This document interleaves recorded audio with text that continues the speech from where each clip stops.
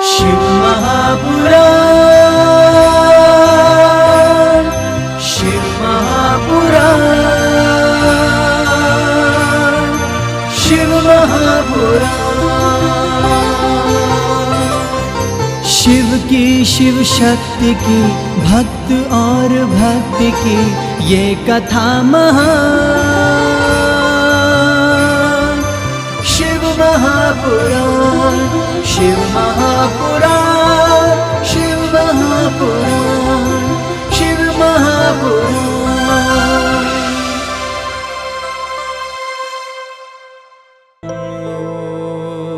ओम नमः शिवाय, ओम नमः शिवाय। हर हर भोले नमः शिवाय। ओम नमः शिवाय, ओम नमः शिवाय। हर हर भोले नमः शिवाय। ओम नमः शिवाय, ओम नमः शिवाय। हर हर भोले नमः शिवाय। बोलो नमः शिवाय, ओम नमः शिवाय।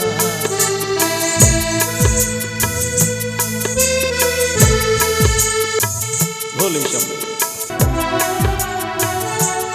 ओम नमः शिवाय, ओम नमः शिवाय।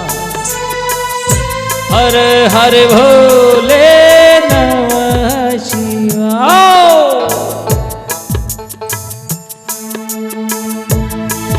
संसार से मन को हटाकर अपने भीतर की ओर आओ। अंतर मन में बैठकर परमात्मा की कथा सुनिए, गाइए, अनुभव कीजिए। प्यारे सभी सभी भक्त अपना अपना स्थान ग्रहण करें।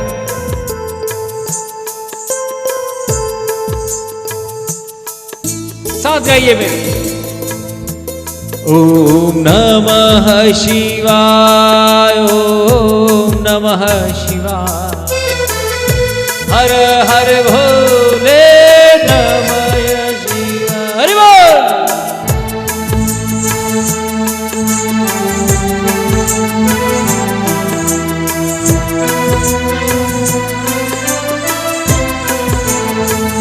हर हर महादेव। हाथ ऊपर कीजिए सब।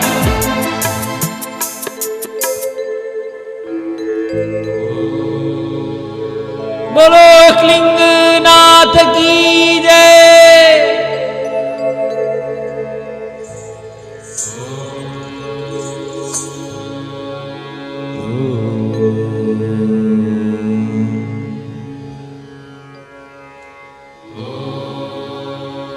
श्री गुरु चरण सरोज रज, निज मन मुकुर सुधारी। बरनौ रघुवर विमल जसु,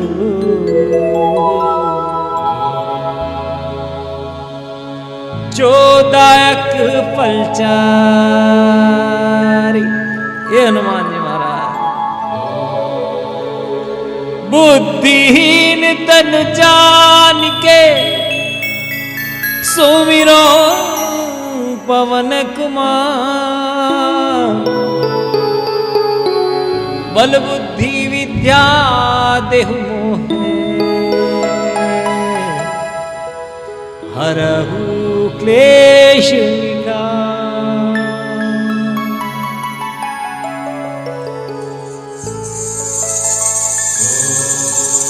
अतुलित बल धामं शीलाभदेहं।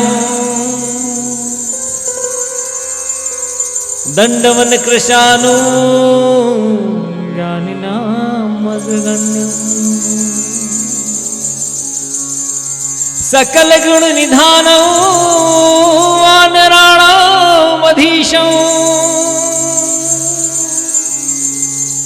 रघुपति प्रिय भक्तों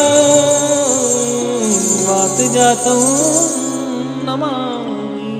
हनुमान जी महाराज गुरुर्ब्रह्मा गुरुर्विष्णु गुरुदेव महेश्वरा भोले शंभो। गुरुर् साक्षात् परब्रह्म तस्मै श्री गुरुवे नमः। बोलो सद्गुरु देव।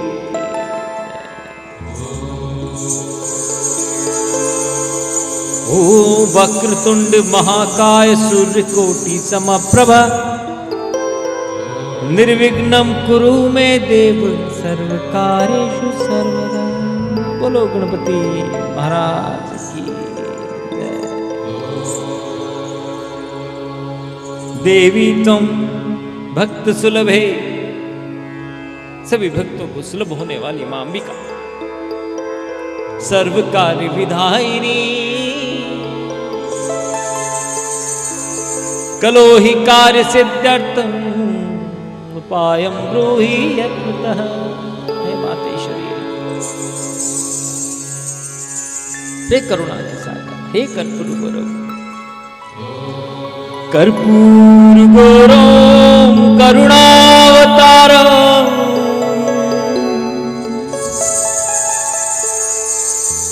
संसार सारं भुजगेन्द्रहारम्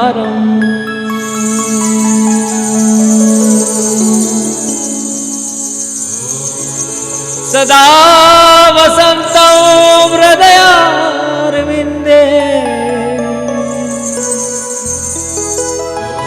भवं भवामि सहितं नमामि।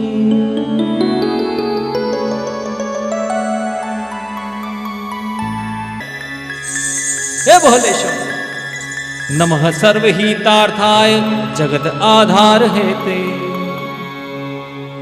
साष्टांगो प्रणामस्ते प्रयत्नेन मया कृता। ओम नमः पार्वती पदे हर हर महादेव शंभो। बोलो क्लिंगनाथ की जय। जय जय श्री राधे।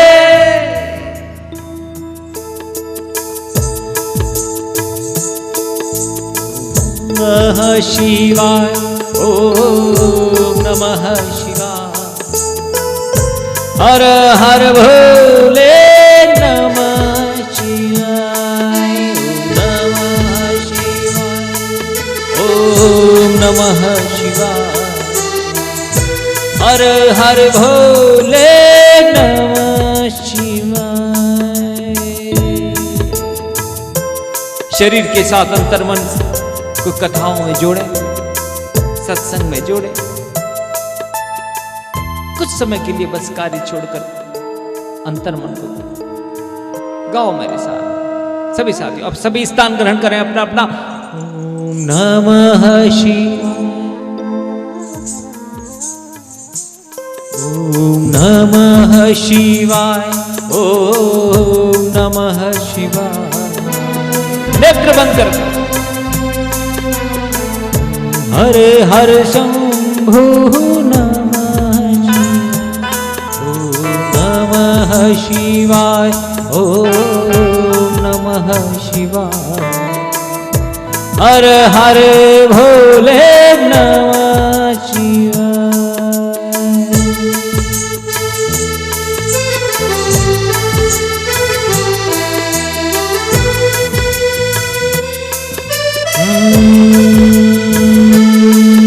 बोलो श्री हनुमान जी महाराज की जय। बोलो श्री गणपति महाराज की जय। बोलो श्री अंबिका महारानी की जय। बोलो श्री वृंदावन बिहारी लाल की जय। हर हर महादेव, जय जय श्री राधे। प्यारे भक्तों, शिव महापुराण की यह परम पावन कथा सदाशिव भोले बाबा के आशीर्वाद से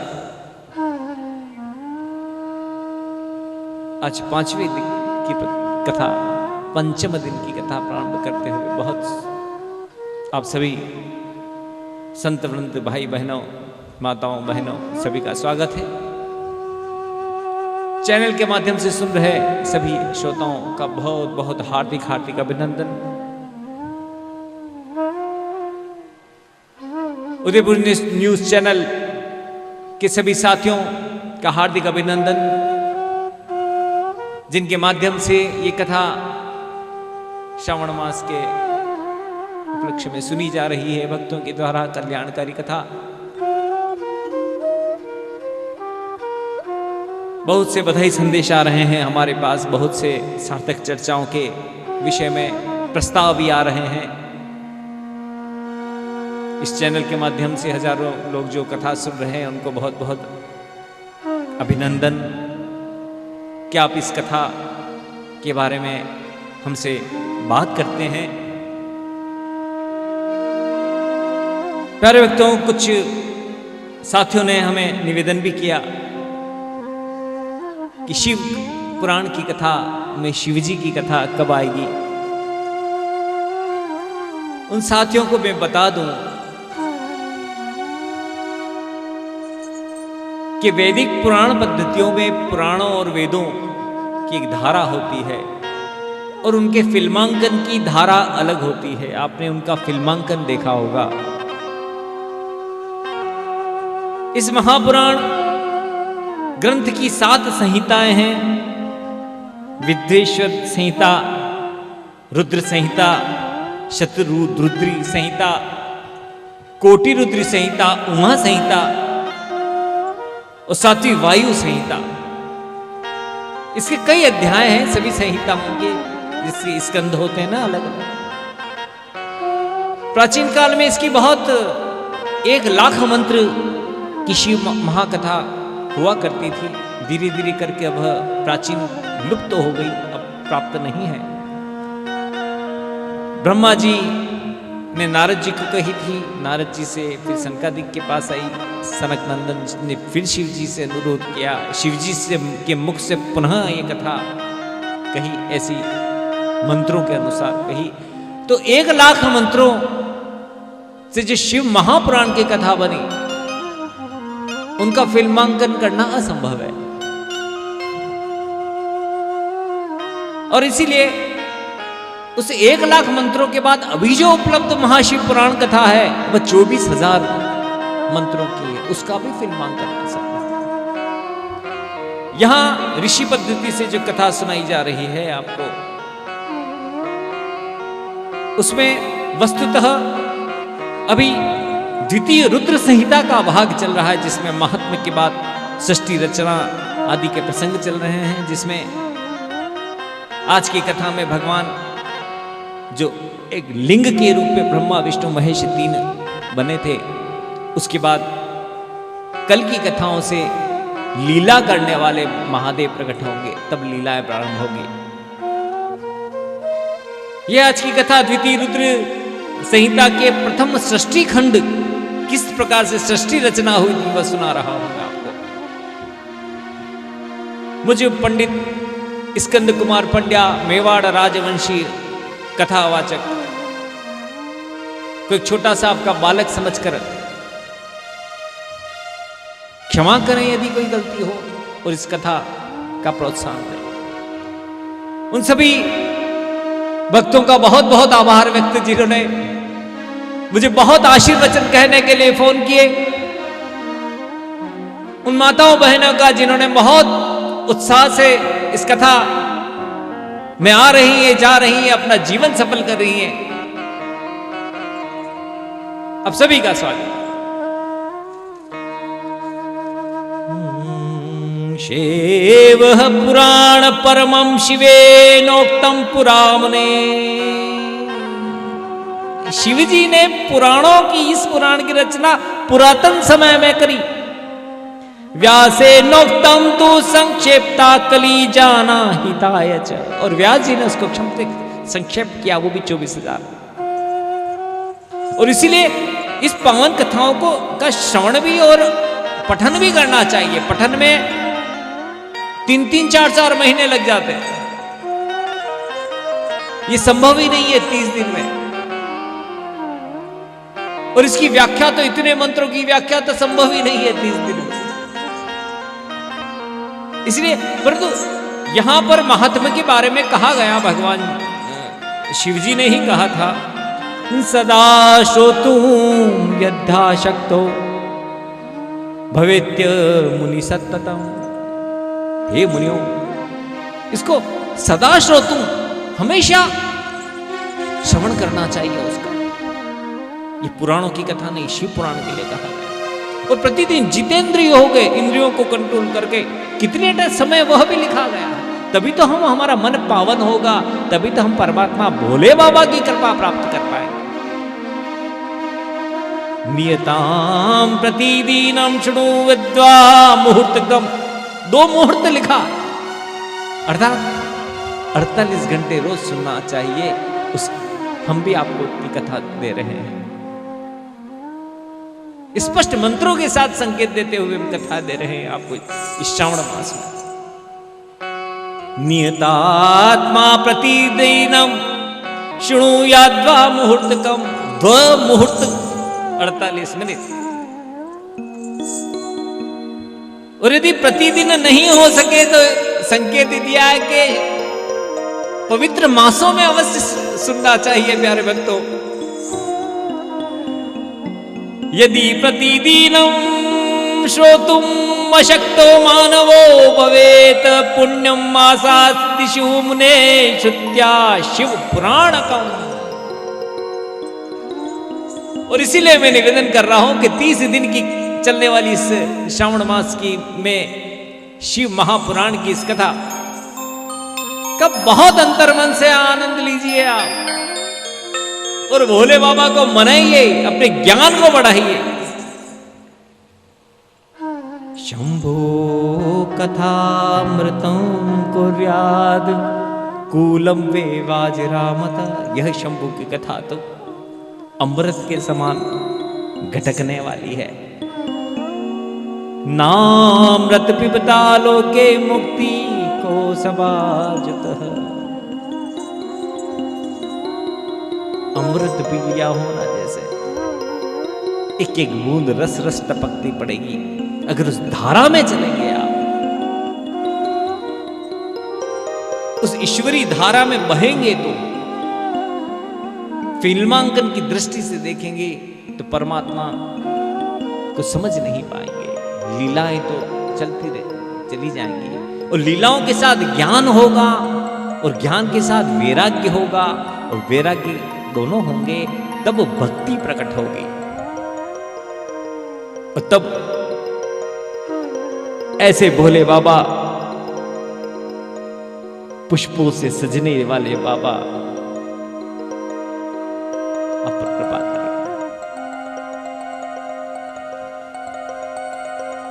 धन्या धन्या कथा सम्मोक्षम धन्यो धन्या एवच। धन्य है ये कथा।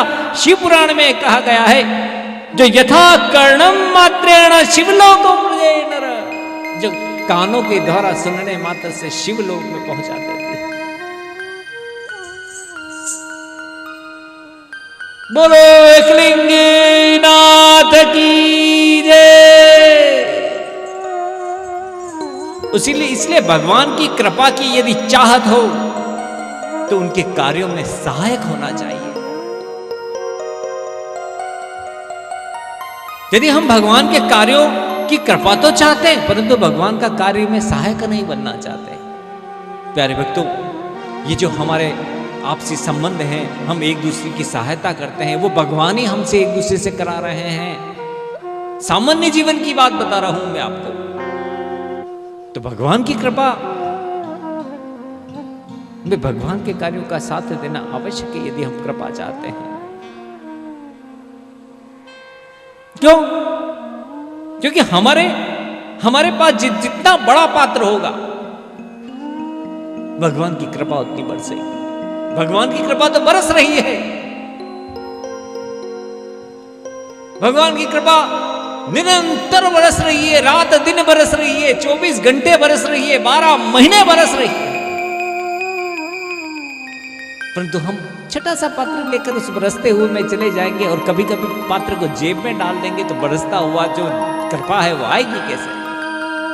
कृपा के लिए तो हमारे मन में श्रद्धा का पात्र बड़ा होना चाहिए, और वह जो श्रद्धा का पात्र बड़ा करने के लिए ये कथाएं की जाती है कि किस तरीके से हम अपने हमारी श्रद्धा बढ़ाए, दूसरे के जीवन में नहीं देखें। हमें तो भगवान से लेना देना है, हमारे जीवन से लेना देना है। हम तो हमारा जीवन परमात्मा की कृपा से सुखी करें, आनंदित करें, हम में पाप नहीं बढ़े। जितना बड़ा श्रद्धा का पात्र होगा उतना कृपा बरसेगी। प्यारे भक्तों, कथा में चलते हैं। कल की कथा में मैंने आपको बताया कि सत्य ही शिव है। किस तरीके से ब्रह्मा विष्णु महेश प्रकट होते हैं। सत्य है सब परमात्मा। किस तरीके से लीलाएं की दृष्टि से ये सृष्टि रचना क्रम का अध्याय चल रहा है, द्वितीय रुद्र संहिता का ये अध्याय 11वां चल रहा है, जिसमें सृष्टि रचना का क्रम करा है। प्रथम खंड चल रहा है ये। वैसे तो सृष्टि रचना के बारे में बता दूं, सृष्टि को हम कहते हैं ब्रह्मांड। पर तो आपको पता है हमारे मानव शरीर में 3.5 करोड़ रोए होते हैं। यदि शरीर के रूप में माने भगवान को, सदाशिव भगवान को, तो 3.5 करोड़ रोए। हम सृष्टि को मानते हैं ब्रह्मांड। अरे उनके एक एक रोए से करोड़ों करोड़ों ब्रह्मांड लुढ़कते चले जाते हैं और प्रलय होते चले जाते हैं। ऐसे महान शक्तिशाली परमात्मा कि इन छोटे से शब्दों से लीला का बखान करने की तो क्षमता ही नहीं है मेरे में क्या किसी में नहीं है। कहां वो परम ब्रह्म परमात्मा और कहां गदने से मनुष्य। हमें सामर्थ्य ही नहीं है कि किसी परमात्मा की कृपा करें। इतने सारे बड़े ब्रह्मांड में कौन सा ब्रह्मांड हमारा पहले तो ये पहचानना पड़ेगा। इतने सारे ब्रह्मांड में पहचान लिया तो फिर हमारा सौर मंडल कौन सा है, फिर हमारी पृथ्वी कौन सी है, पृथ्वी में जम्बू द्वीप भारतवर्ष कौन सा है। चैनल से साथियों देख रहे हो ना आप जिस राज्य के हो, देखिए आपका राज्य कौन सा है, फिर शहर कौन सा है, और किस कॉलोनी में बसते हुए किस घर में बैठकर कथा उस प्रभु की सुन रहे हैं हम, जो ब्रह्मांडों के भी ब्रह्मांडों के भी स्वामी है। तो हमारा श्रद्धा का पात्र भी विशाल होना चाहिए, हृदय विशाल होना चाहिए कि हम केवल कथा का आनंद ले और भक्ति भाव में डूब जाए। और आपने सुना ना कि विष्णु जी भगवान की कृपा से नारायण कहलाए, परिश्रम किया था उन्होंने। नार अर्थात जल, आय निवास नारायण, नारायण कहलाए। अंत स तस्मिन् सलिले अंते अनंता हरि। सृष्टि रचना कम शिव पुराण के अनुसार बढ़ा रहे हैं यहाँ। और शेष जी की शैया पर विराजमान है भगवान, और वही शेष जी जिसको भोले बाबा जो लिंग के रूप में महेश्वर प्रकट हुए थे, उसी में वो अपना कंगन बनाकर पहनते थे, शेष जी के गले में लटकाते थे, उसके ऊपर शैया करके अपने ही दूसरे रूप पर शयन कर रहे हैं। देखिए लीला, यहां से लीला बाबा। योग निद्रा निमीलाक्ष स्तूयमानो जनालय। योग निद्रा में है और आपको सभी को पता है, दूसरे ग्रंथों में इसकी कथाएं आती है कि किस तरीके से ब्रह्मा जी प्रकट हुए थे।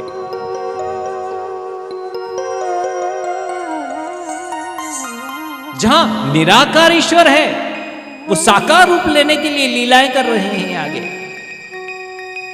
निराकार अर्थात आकार रहित, दिख नहीं सकता, वो साकार मतलब साकार। अच्छा, फूल है, फूल तो दिख रहा है, परंतु उसकी जो खुशबू है वो ना लाल होती है, ना पीली होती है, ना सफेद होती है। वो होती जरूर है, उसका अस्तित्व है, खुशबू का अस्तित्व होते हैं जो नासिका से सूंघा जा सकता है, परंतु आकार नहीं है उसका, पुष्प का आकार है। ऐसे ही साकार प्रतिमा होती है भगवान श्री कृष्ण राम, ये साकार है, परंतु निराकार ईश्वर खुशबू, उसको अनुभव किया जा सकता है दूसरी इंद्रियों के द्वारा। और वैसे ही मिठास है, अब प्रसाद है, उसको खाया, उस जो मिठास है, मिठास शब्द जो है उसका कोई रंग नहीं है, रंग तो मिठाई का है।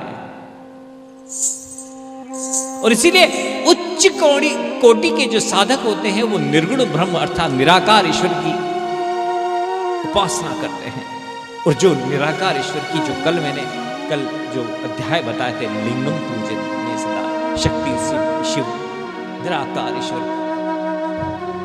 और ऐसे निराकार ईश्वर की साधना करते करते उच्च कोटि का साधक बना जा सकता है। और सामान्य मनुष्य, गृहस्थी वाले मनुष्य के लिए भी सुलभ है लिंग पूजा, निराकार ईश्वर के स्वरूप की पूजा, उसमें महादेव की भावना करें। और महादेव ने साकार रूप से अब अवतरण लेंगे रुद्र अवतार, रुद्र के रूप में कैलाश पर्वत पर बसने वाले। और इसीलिए जो बहुत उच्च कोटि के भक्त होते हैं वह कहते हैं कि ईश्वर अरूप है, उसका कोई रूप नहीं है। और जो सहृदय भक्त होते हैं वो क्या कहते हैं, अरे हमारे ईश्वर तो अनंत रूप है, भगवान के तो बहुत रूप है। जैसी भावना करोगे वैसे भगवान के रूप बन जाए। अरे भगवान के जो साकार रूप है उसमें सुंदरता या रूपवान होना आवश्यक नहीं है भगवान का, कि भगवान हो तो बहुत सुंदर होने चाहिए। आपको पता है हमारे आसपास घर गृहस्थी में हमारे माता पिता धीरे धीरे वृद्ध होते हैं, तो धीरे धीरे उनके शरीर में भी थोड़ी कुरूपता आ जाती है वृद्धावस्था की, तो क्या प्यार कम हो जाता है? नहीं हो जाता, वो सम्मान बढ़ जाता है, वो प्रेम बढ़ जाता है। दादी मैया, बुआ आदि, नानी जी, क्योंकि वहां आत्मा का संबंध होता है। वैसे ही आत्मा और परमात्मा का संबंध है। वहां सिर्फ भावना का विषय है कि हम प्रेम करते हैं परमात्मा से, आकार कुछ भी हो। आगे भोले बाबा दिगंबर वेशधारी, बागंबर वेशधारी आएंगे, तो प्रेम कितना है हमें। आज भी हम भोलेनाथ को बहुत प्रेम करते हैं। और इसीलिए सगुण ही अगुण ही नहीं कछु बेरा, गावही मुनि पुराण बुद्धि वेदा। सगुण और अगुण में कोई ऐसा विशेष भेद नहीं है, ये सारे पुराण यही मानते हैं कि कोई विशेष भेद नहीं है। अगुण अरूप अलख अज सोई, भगत प्रेम बस सगुण ही होई। ये निर्गुण रूप तो जहां चाहो वहां पर सुलभ है, और प्रेम भक्ति भाव से भगवान का ही सगुण रूप उनके प्रकट हो। और इसीलिए परमात्मा धीरे धीरे लीलाएं करते हैं। यहाँ से सृष्टि रचना की लीलाएं करी है, और आगे जाकर धीरे धीरे ब्रह्मा जी प्रकट हुए कमल से। उन्होंने पूछा मैं कौन हूँ, वहां जाकर फिर परमात्मा ने उनको, भगवान ने लिंग स्वरूप में ओम प्रणव के रूप में दर्शन की, आज्ञा दी सृष्टि रचना करो। सृष्टि रचना के बाद उनको ऋषि लोग उत्पन्न हुए, सनक, सनातन, सनंदन, सनत कुमार, और पांचवें विभु। ये विभु भी देवता के रूप में प्रकट हुए, और उन्होंने ब्रह्मचर्य का व्रत अपनाया।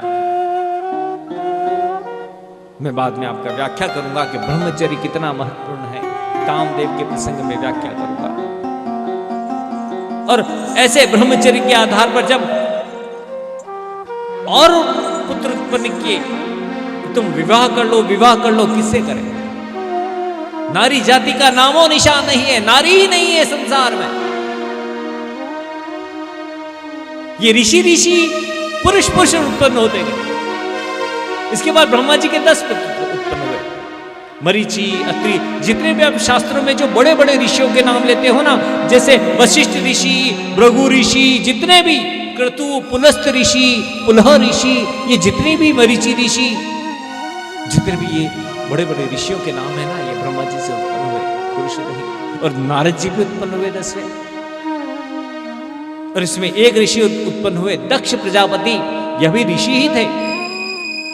बाद में जाके अभी कथा आएगी कि किस तरीके से इन्हीं दक्ष प्रजापति की माता सती हुई थी। यहां से लीला प्रारंभ होगी। भगवान ऋषि उत्पन्न हुए, तो मन में ब्रह्मा जी तप करते रहे, कहीं ना कहीं कोई कमी है, क्योंकि मनुष्य आज के जमाने में मनुष्य तपस्या से दूर हो गया है। तप ऐसा जरूरी नहीं है कि तपस्या हमें बहुत जंगल में जाकर करनी है, पर तप मतलब कुछ तो छोड़े, हम कुछ तो त्याग करें। यदि भोगी हो गए हो, सब कुछ हो गया है और परमात्मा की कृपा चाहते हो, तो भोग तो आपको बर्बाद कर देगा, पतन कर देगा। भोग से पतन निश्चित है। और भोग अर्थात तप न करोगे तो इसका उल्टा होता है तप न का पतन। तप अर्थात अपने आप को थोड़ी तपस्या में रिझावें, रोकें अपने आप को, क्रोध न करने का तप करें, कुछ छोड़ने का तप करें, कुछ अच्छी चीजों का व्रत धारण करें कि झूठ नहीं बोलूंगा, किसी को सताऊंगा नहीं। ये तप ही तो है। और इसी से हृदय में परमात्मा का वास होता है। और ये तपस्या कर करके ही तो सृष्टि बनी है। तपो मे हृदय साक्षात आत्मा तपसा नग, तपसे वेदम ग्रसामि तपसा। तप से ही सब संभव है। परमात्मा ने ब्रह्मचर्य का पालन का पाठ सनकादिक जी को अवतरित कराया था। उसके बाद तप की महिमा बताई थी। और बाद में जाकर सनकादिक जी जो थे उन्होंने मना किया, हम क्या करें, हमको कुछ नहीं करना। उस समय ब्रह्मा जी को बैठे धीरे धीरे क्रोध आने लगा। और धीरे धीरे उनकी भौं के बीच में से थोड़ा सा क्या क्रोध आया कि मुझसे तो सृष्टि की रचना ही नहीं हो रही है, क्या हो रहा है, कोई मेरी बात मानता ही नहीं, ऋषि हो गए। धीरे धीरे क्रोध आने लगा। और धीरे धीरे उन्होंने देखा सवे रुद्रो देवानाम पूर्वजो भगवान भव। स्पष्ट लिखा है कि देवानाम पूर्वजो वही लिंगाकार ओम प्रणव के रूप में जो भगवान बोले बाबा, बोलो श्री एकलिंग नाथ की जय। यहां पर भोयों के वहां से नील लोहित आकार के भगवान शंकर का स्वरूप निकला। बोलो बोले बाबा की। यहां से लीला पा। और वहां कहा था ना भगवान ने कि ब्रह्मा विष्णु और रुद्र के रूप में ये मैं लीलाएं करूंगा। और मैं तुम मैं ही हूं, मैं ओम प्रणव, तुम मैं हूं, तुम्हारे हृदय में मेरे वास है। और भगवान ने तो सृष्टि रचना प्रारंभ कर दी, भूत बनाने चालू कर दिए, पिशाच बनाने चालू। बोले बाबा है ये प्रकृति का संतुलन बिठाए रहे, ऐसे बिठाए रहे कि जैसे सभी अच्छे हो जाएंगे तो बुरे और अच्छे का फर्क नहीं पता पड़ेगा। उन्होंने हाथ जोड़कर ब्रह्मा जी ने कहा कि ऐसी सृष्टि रचना न करें प्रभु, अर्थात स्वयं को ही कह रहे। तो ने कह दिया मैं मरण धर्मा संसार को नहीं बना सकता, मैं ऐसे जीवों को उत्पत्ति नहीं कर सकता कि जिनको मरना पड़े। मैं तो ऐसे ही उत्पन्न करूंगा जो हमेशा रहेंगे। उन्होंने हाथ जोड़ दिए, आप तो पधारो, जितनी सृष्टि हो चुकी है आपसे, बुद्ध गुणों की पिशाच, ठीक है बाबा, सब बोले बाबा। संतुलन, प्रकृति का संतुलन। तो क्या करोगे? तब कहा था ना भगवान ने, ओंकार के रूप में 5 सिर भगवान के, महेश्वर के रूप में 10 हाथ थे भगवान के। भोले बाबा का ही स्वरूप था, रुद्र का ही स्वरूप था। उन्होंने कहा था इसी रूप में आऊंगा। प्रकट होकर इस बार 2 हाथ हैं, जटाधारी हैं भगवान। उन्होंने कहा कि मैं जा रहा हूं और मैं साथ दूंगा, कृपा करूंगा। जन्म मृत्यु भयाविष्टा नाहमिस्तेभ्यो प्रजानिधे। और आज उसी रूप में कल्याण कर रहे हैं परमात्मा। पार्वती के साथ आगे विवाह होगा इसी रूप का, कि मैं जन्म मृत्यु के भय से युक्त ये सारी प्रजा है ना, मैं भोले बाबा बनकर इनकी रक्षा करूंगा। जो मुझे पूजेगा मेरी भी पूजा कर सकता है, साकार रूप में लिंग में मुझे भी मान सकता है, जो परम पिता ब्रह्मा विष्णु का स्वरूप। अहम दुखोदग्धा मग्नादरिष्याच प्रजा। अतिशय दुख में पड़ी हुई प्रजा को मैं ले लूंगा। भोले से भोले प्राणी से चांडाल पर्यंत प्राणी को मैं अपने पास रखूंगा। मेरे मंदिर में कभी दरवाजा मत लगाना, क्योंकि यहां पर कभी मेरा मंदिर, मेरा द्वार बंद नहीं होगा। जब चाहे जो आ सकता, राजा रंक सब। और इसीलिए भगवान भोले बाबा के दरबार में कभी ताला नहीं लगना चाहिए, और न लगता है। राम भगवान राजशाही जीवन जीते थे। राम भगवान के वहां राजाओं के ठाठ होते हुए दरवाजे बंद। अलग अलग के दरबार में अलग अलग महिमा थी, तो बाद में जाके परिवर्तन हो गए, क्योंकि वहां पर वैभव हो गया मंदिरों में। वहां पर बहुत सारा सोना चांदी हो गया। भोले बाबा का छोटा सा मंदिर कोई देखे जहां वैभव नहीं हो, खुला हो, कोई भी आ सकता है। हनुमान जी का मंदिर, क्योंकि हनुमान भी भगवान का अवतार है, हनुमान जी का मंदिर खुला। भगवान ने कहा सम्यक ज्ञानम प्रदानेन गुरु मूर्ति परिग्रह। मैं गुरु के रूप में सबको ज्ञान प्रदान करूंगा। जो भी मेरी कथाएं सुनेंगे, मुझे मानेंगे, मुझे तत्क्षण ज्ञान से वर्धित कर दूंगा, उनको ज्ञान आ जाएगा। अर्थात कहीं भी जीवन में भ्रम हो, कहीं भी ऐसी समस्या हो कि इससे निकलने का मार्ग नहीं मिले ने प्यारे भक्तों, भोले बाबा के लिंग के सामने, भोले बाबा के सामने ओम नमः शिवाय, ओम नमः शिवाय कुछ समय के देखना, समाधान यदि कहीं से निकलेगा तो आपके भीतर से निकलेगा, ये मेरा दावा है।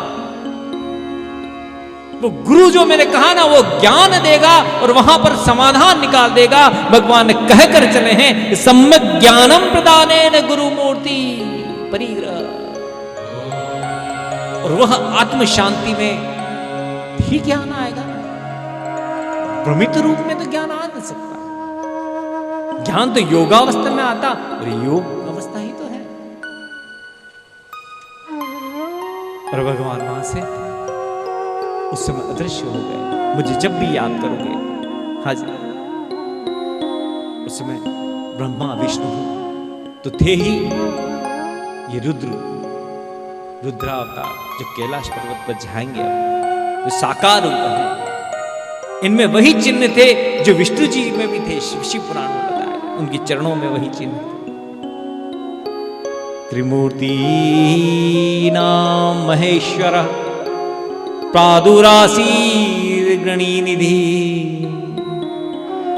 ऐसी त्रिमूर्ति बनकर प्रकट हुए हैं। देखो आप लीला दृष्टि से, या विष्णु भगवान कन्हैया के अवतार लेंगे, राम के अवतार लेंगे, तो लीला दृष्टि से ये देखिए, शिव जी के विवाह में विष्णु शामिल होंगे। जब राम भगवान आएंगे तब उनका दर्शन करने जाएंगे। जब कृष्ण भगवान महाराज लला का होगा तब दर्शन करने जाएंगे। ये लीला का आंतरिक आनंद आएगा आगे आपके। प्यारे भक्तों, ब्रह्मा जी सृष्टि करने लगे। जब ब्रह्मा जी से और सृष्टि रचना से प्रजा बढ़ी ही नहीं, पुरुष ही पुरुष, संसार में स्त्री कुल ही प्रकट नहीं हुआ। इस संसार में स्त्री कुल ही प्रकट नहीं हो रहा। नारी क्या होती है पता ही नहीं, क्योंकि जहां पर ओम और प्रणव प्रकट हुए थे, वहां भगवान सदाशिव ने महाशक्ति को प्रकट किया था, परंतु स्वयं में ही समाहित कर लिया था।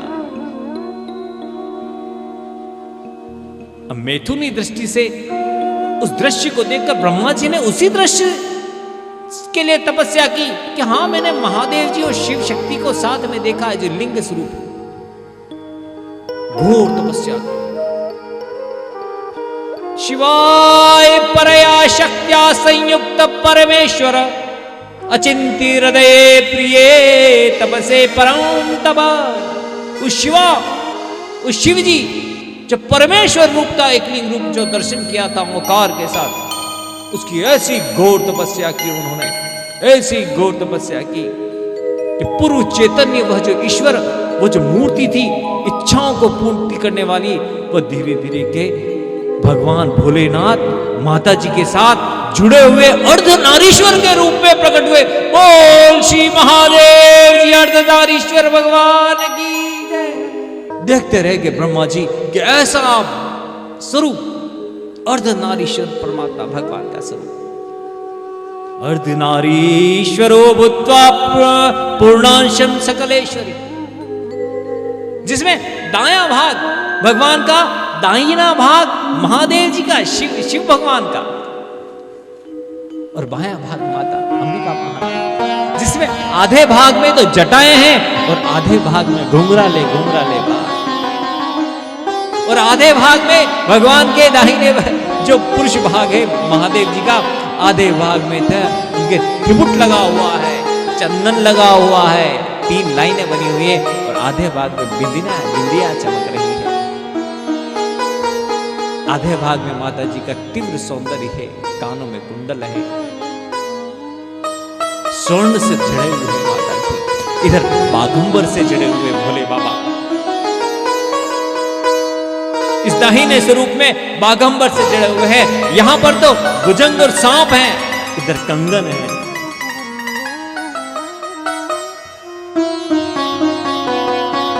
इधर भोले बाबा की घुंघरू, माता जी के घुंघरू की ध्वनि आ रही है, और इधर एक हाथ में, दाएं हाथ में भगवान डमरू बजा रहे हैं। बोलो एकलिंग नाथ की जय। अर्धनारीश्वर स्वरूप प्रकट हो गया। हाथ जोड़ दिए, सारे ऋषि ने भी दर्शन किए, उनका महिमा का वर्णन कौन कर सकता है। अश्रुओं से भीगते हुए सभी ऋषि जो पिता समझते थे ब्रह्मा जी को आए, उस समय सभी ने कहा, उस समय अपनी ही स्वरूप से लीला करते हुए कहने लगे, हे मातेश्वरी, आपने मुझे पहले दर्शन किया था, परंतु आप जैसे स्त्री कुल की रचना करने में मैं सर्वथा असमर्थ रहा। तेन नारी कुल श्रेष्ठो शक्ति न विद्यते, चराचर वीरद्यर्थे अनेक सर्वज्ञ। हे मातेश्वरी, मेरे में ये शक्ति नहीं है कि मैं इन ऋषियों को तो उत्पन्न कर सकता हूं, परंतु मेरे में ये शक्ति नहीं है कि मैं किसी नारी को उत्पन्न कर सकूं। विष्णु भगवान में भी शक्ति नहीं है, इसमें भी नहीं, कि परम पिता माता अंबिका चौथी शक्ति है। भगवान विष्णु, भगवान रुद्र, भगवान ब्रह्मा, पूरी शक्ति अंबिका माता शक्ति, चौथी शक्ति, वही नारी को उत्पन्न कर सकती। और तब कहा कि मेरी पुत्री बनकर आप, पोती बनकर आइए, मेरे जो दक्ष प्रजापति जो एक मेरा पुत्र है उसकी बालिका बनकर आइए, ये बहुत अच्छा है।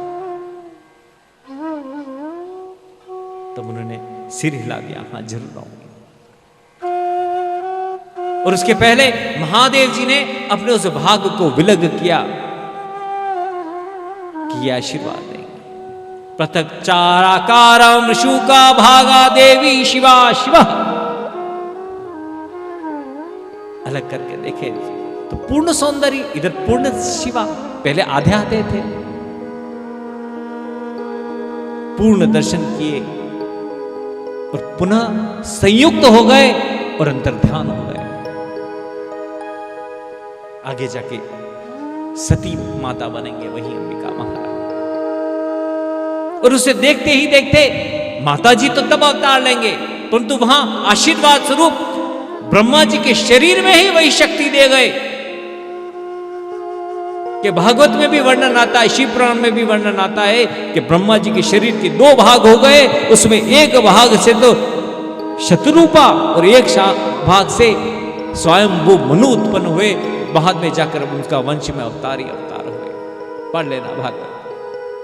यहां भी ब्रह्मा विष्णु एक ही है, यहां अर्धनारीश्वर स्वरूप बताया, तो अदृश्य होने के बाद क्योंकि वह भी रूप है, वहां स्त्री पुरुष बाहर प्रकट हो गए।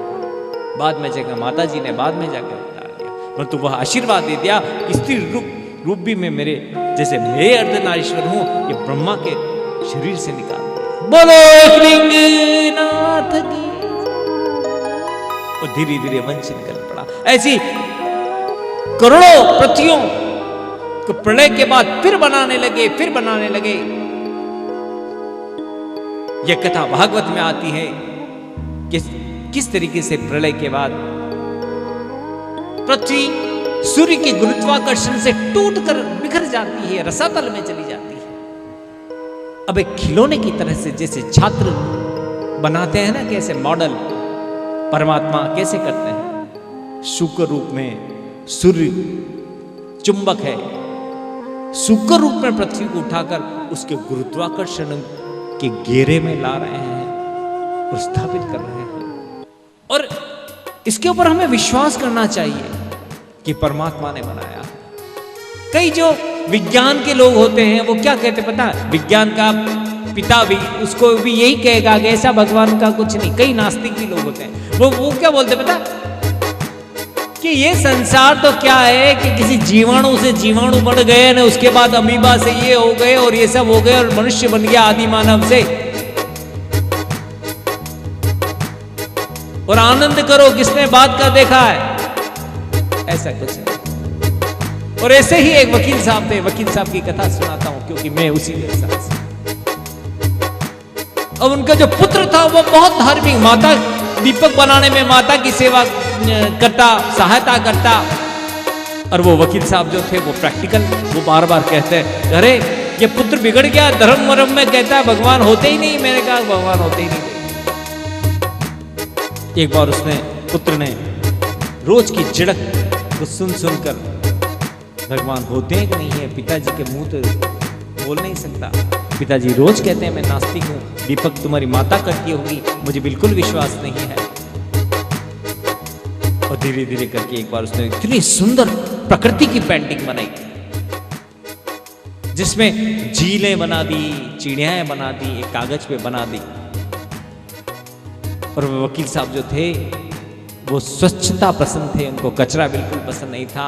उनके टेबल के ऑफिस में जाकर टेबल पे रख दी पेंटिंग, और जितने भी कलर थे वो इधर उधर फेंका दिए, घुमा दिए पूरे फर्श पर।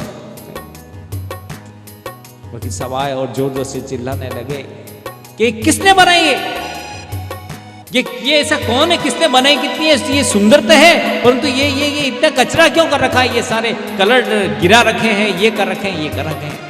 हमारे घर में तो कोई है ही नहीं है, माता बना नहीं से। पुत्र को चिल्ला के आवाज लगी, पुत्र को आया, वो आया, हाँ बताओ।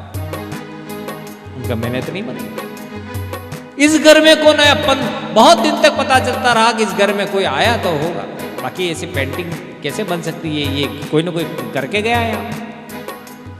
अंत में पुत्र ने बताया कि आप मुझे बहुत डांटते हैं ना कि भगवान नहीं है, ये पेंटिंग मैंने भी नहीं बनाई है, न जाने क्या पता कैसे बन गई है, ये रंग बिरंगे ये यहाँ गिर गए हैं, अचानक आकाश में उड़ते उड़ते आकर इतनी अच्छी पेंटिंग बन गई है, देखो मैं कुछ नहीं जानता।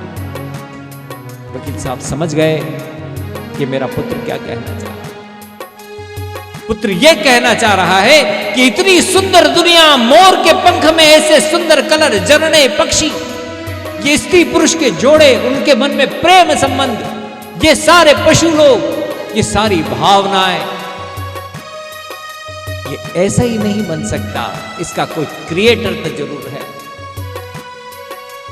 और यदि कोई बनाने वाला है तो हमसे बहुत अधिक शक्तिशाली है, जो इतना बड़ा सब कुछ बना सकता है, तो वही तो ईश्वर है। और उसी पर तो विश्वास करने के लिए कथाएं हैं। जब पृथ्वी और संसार बस पड़ा, माता रानी और अर्धनारीश्वर के रूप में मां जगदम्बा ने स्त्री कुल पैदा कर दिया। प्रेम उमंग से हम सब रोकने लगे, तो हमको तो प्रेम से जीना चाहिए ना। अरे परमात्मा के हृदय में तो बहुत प्रेम है, वो तो हम अपनी कुटिलता से दुखी हो गए हैं। और बार बार हम भगवान को कहते हैं, मलिन तो हम हैं, और भगवान को हम कहते हैं कि ये भगवान आपने ऐसा क्यों किया। दुनिया बनाने वाले क्या तेरे मन में समाई, काहे को दुनिया बसाई, काहे को दुनिया बनाई। प्यारे भक्तों, आप सभी का बहुत बहुत स्वागत है। कल पुनः आप सभी पधारिए, आनंद लीजिए श्री महापुराण कथा का। मुझे स्कंद कुमार पंड्या को इजाजत दीजिए, मैं अपनी वाणी को विश्राम देता हूँ। यदक्षर पर भ्रष्टम मात्रा हीनम च यद् भवेत् तत्सर्वं क्षम्यतादेव प्रसीद परमेश्वर। बोलो शुभ की जय। हर हर महा